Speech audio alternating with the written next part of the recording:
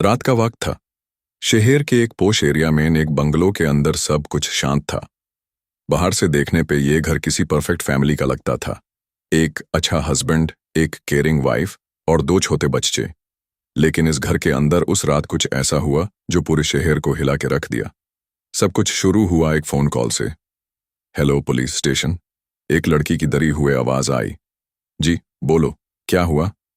मेरे पापा, उन्होंने मम्मी को मार दिया है। पुलिस तुरंत लोकेशन नोट करती है और एक टीम भेजती है। एड्रेस था house number 142, lake view residency, greenfield road. एक रिप्यूटेड जगह जहां नॉर्मली क्राइम की सोच भी नहीं जा सकती थी। जब पुलिस वहां पहुंची तो दरवाजा खुला था।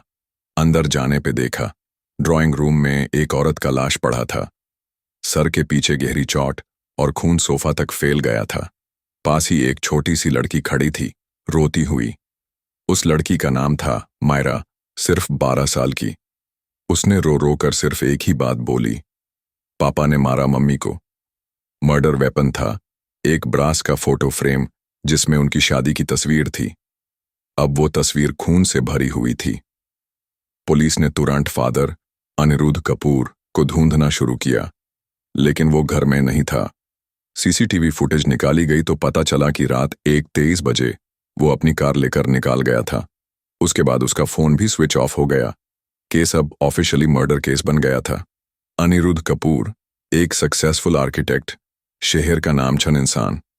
सब उसे एक आइडियल हस्बैंड और फादर के रूप में जानते थे। लेकिन पुलिस को अब एक और एंगल देखना था। क्या सच में वो आइडियल था? इन्वेस्टिगेशन के दौरान पुलिस ने नेबरहुड के लोगों से पूछताछ की। एक मेड शांता ने एक शॉकिंग बात बताई। उसने कहा, मैडम और सर के बीच अक्सर झगड़े होते थे, लेकिन कुछ महीने से तो माहौल और भी टेंशन वाला था। मैडम अक्सर अकेली बेथी रहती थी। सर हर वक्त गुस्सा करते थे। पुलिस ने मायरा से जेंटली पूछा, बेटा क्या तुम कुछ और बता सकती हो? मायरा ने बोला, पापा हमेशा मम्मी पे चिल्लाते थे। एक दिन मम्मी ने मुझे बोला था कि अगर कुछ हो जाए तो पुलिस को सच बताना। यह एक इम्पॉर्टेंट क्लू था। पुलिस ने घर का पूरा इंस्पेक्शन किया। एक स्टडी रूम में एक डायरी मिली, मिसेस नेहा कपूर की पर्सनल डायरी। उसमें लिखा था, अनिरुद्ध बदल गया है। वो मुझे इमोशनली टॉर्चर करता है। मैं कभी कभी सोचती हूं कि मैं यहां क्यों हूं। उसके मूड अनप्रेडिक्टेबल हैं। शायद एक दिन वो कुछ एक्सट्रीम कर बैठे। पुलिस ने डायरी को एविडेंस के रूप में ले लिया। जितनी गहराई से इन्वेस्टिगेशन होती गई उतने शॉकिंग फैक्ट्स सामने आते गए। अनिरुद्ध कपूर का एक अफेयर चल रहा था, एक इंटीरियर डिजाइनर के साथ जिसका नाम था रिया। व्हाट्सएप चैट्स रिकवर हुई जिसमें दोनों ने मल्टीपल बार मिलने की प्लानिंग की थी।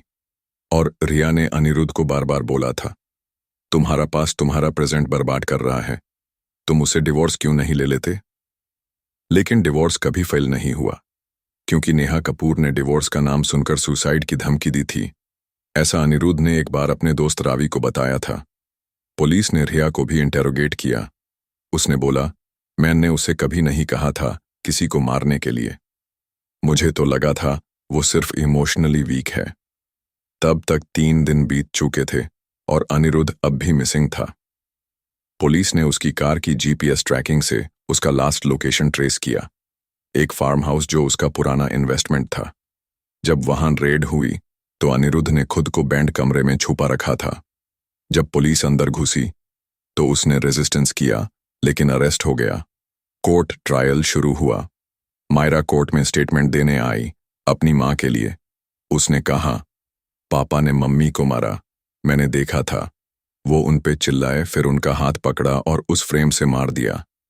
डिफेंस लॉयर ने कहा कि ये इमोशनल आउटबर्स्ट था, प्री प्लान्ड मर्डर नहीं। लेकिन प्रोसिक्यूशन ने दिखाया कि कैसे डायरी, अफेयर और फिजिकल एविडेंस सब उसकी नीयत को दिखाते हैं। 6 महीने तक ट्रायल चला। लोगों के लिए ये एक शॉकिंग केस,